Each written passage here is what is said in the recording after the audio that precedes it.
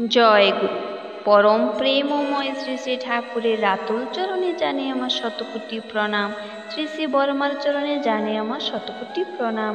শ্রী শ্রী বদ্দার চরণে জানে আমার শতকোটি প্রণাম। আপনাদের প্রতি প্রত্যেককে জানাই আমার আনন্দিত জয় গুরু।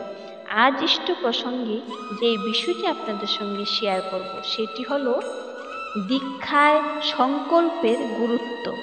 এই প্রসঙ্গে শ্রী শ্রী ঠাকুর কি বললেন, খুবই দুর্দান্ত একটি ইষ্ট প্রসঙ্গ। অবশ্যই ভিডিওটি শেষ অবধি শুনবেন। দীক্ষায় সংকল্পের গুরুত্ব এই প্রসঙ্গে শ্রী শ্রী ঠাকুর বললেন, সংকল্প মানে শুধু মানসিক চিন্তা নয়, ওর অর্থ চিন্তা ও কর্মের ভিতর দিয়ে যোগ্যতায় চলা। সংকল্প মানে নতুন সৃষ্টির আবেগময় কর্মমুখর পরিকল্পনা।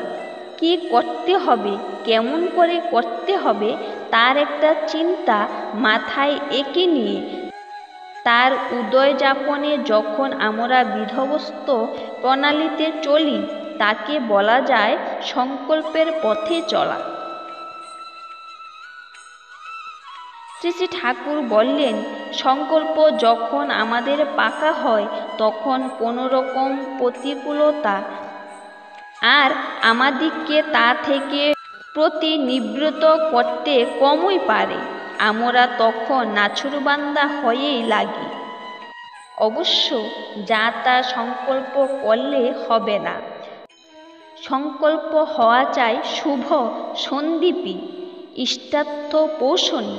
এমনতর সংকল্প নিয়ে যখন চলি তখন আমাদের চরিত্র ও বুদ্ধি বৃত্তি উৎকর্ষ লাভ করে, কারণ তখন বাধা বিঘ্নকে জয় করে, অতিক্রম করে, নিয়ন্ত্রিত করে কাজ হাসিল করা আমাদের কাছে একটা ফুর্তির ব্যাপার হয়ে দাঁড়ায়। এ ছিল আজকের নিবেদন। আবারও পরমপিতার রাতুল চরণে আপনাদের প্রতি প্রত্যেকের মঙ্গল কামনা করে ইষ্ট প্রসঙ্গ এখানেই শেষ করছি। ভুল ত্রুটি হলে ক্ষমা করবেন। জয় গুরু।